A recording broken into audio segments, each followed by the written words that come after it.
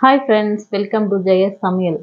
நம்ம சேனலில் இன்றைக்கி விநாயகர் சதுர்த்தி ஸ்பெஷல் பிடி கொழுக்கட்டை எப்படி ஈஸியாக பண்ணுறதுன்னு பார்க்கலாம். இதை பண்ணுறதுக்காக நான் 1 கப்பு கொழுக்கட்டை மாவு எடுத்திருக்கேன்.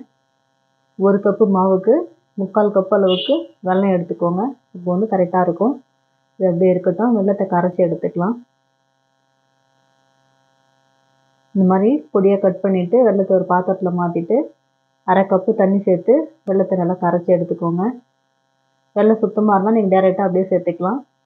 அப்படி இல்லைன்னா இந்த மாதிரி கரைச்சிட்டு எடுத்துக்கோங்க.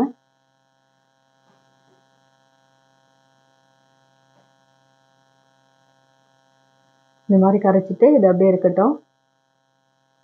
இப்போ அடுப்பில் ஒரு பாத்திரம் வச்சுட்டு 1 டேபிள் ஸ்பூன் நெய் சேர்த்துக்கோங்க. அது கூடவே நம்ம கரைச்சி வச்சுருந்த வெல்லத்தையும் சேர்த்துக்கலாம்.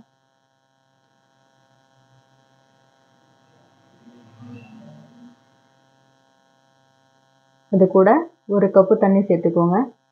1 கப்பு மாவுக்கு 1/2 கப் அளவுக்கு தண்ணி. 1/2 கப்பு வந்து வெல்லம் கரைக்கும் போது சேர்த்தோம். அதுக்கப்புறமா 1 கப்பு தண்ணி சேர்த்துட்டு நல்லா இந்த மாதிரி கொதிச்சதுக்கப்புறமா கொஞ்சமாக உப்பு சேர்த்துட்டு கொஞ்சமாக ஏலக்காய் பொடியும் சேர்த்துட்டு நம்ம எடுத்து வச்சுருந்த மாவு சேர்த்துக்கலாம். மாவு சேர்த்து நல்லா கலந்து விட்டுக்கோங்க. தண்ணி வந்து எக்ஸ்ட்ரா ஆகிட்டாலும் இல்லை கம்மி ஆகிட்டாலும் ஒன்றும் பிரச்சனை கிடையாது. தண்ணி எக்ஸ்ட்ரா ஆகிடுச்சுன்னா இன்னும் கொஞ்சம் நேரம் வச்சு அப்படியே கலந்து விட்டிங்கன்னா கெட்டியாகிடும். அப்படி தண்ணி கம்மியாகிடுச்சுன்னா பக்கத்தில் கொஞ்சம் சுடு தண்ணி கொதிக்க வச்சு அந்த மாவில் சேர்த்துக்கலாம். தண்ணி எக்ஸ்ட்ரா ஆகிடுச்சு இல்லை கம்மியாகிடுச்சுன்னு கவலைப்படாதீங்க, ஒன்றும் பிரச்சனை இல்லை. இந்த மாதிரி நல்லா கலந்துட்டு மாவெல்லாம் ஒன்றா திரண்டு வரணும். அது வரைக்கும் அப்படியே கலந்து விடுங்க.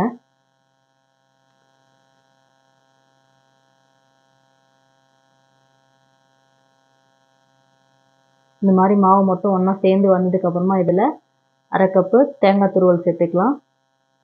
சேர்த்துட்டு இதையும் நல்லா மிக்ஸ் பண்ணிக்கோங்க.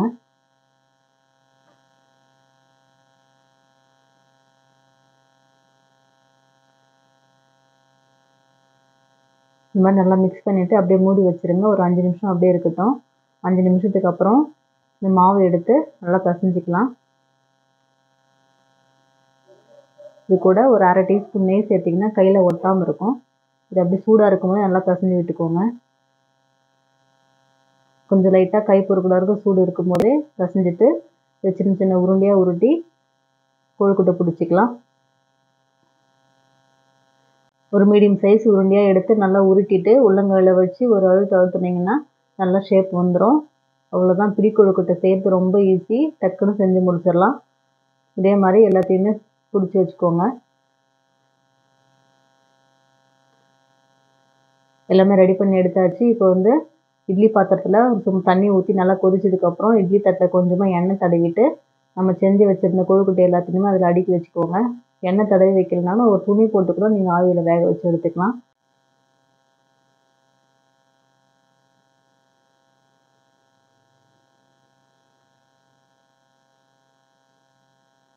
எல்லாத்தையும் வச்சுட்டு அப்படியே மூடி வச்சுருங்க. இது ஒரு 10 நிமிஷம் நல்லா வேகட்டும். அடுப்பு ஃபுல்லாக வச்சுட்டு ஒரு 10 நிமிஷம் வேக வச்சு எடுத்துக்கோங்க.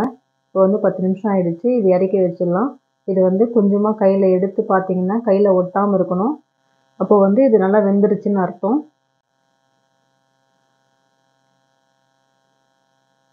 இது சூடாக இருக்கும்போதே ஸ்பூன் வச்சு எடுத்திங்கன்னா ஈஸியாக வந்துடும். ஒன்றோட ஒன்று ஒட்டாது. அவ்வளோதாங்க, ரொம்ப ஈஸியாக தயாராகிடுச்சு பிடி கொழுக்கட்டை. இதே மாதிரி நீங்களும் ட்ரை பண்ணி பாருங்கள். இந்த வீடியோ உங்களுக்கு பிடிச்சிருந்துச்சுன்னா லைக் பண்ணுங்கள், ஷேர் பண்ணுங்கள், கமெண்ட் பண்ணுங்கள். மறக்காமல் சப்ஸ்கிரைப் பண்ணுங்கள்.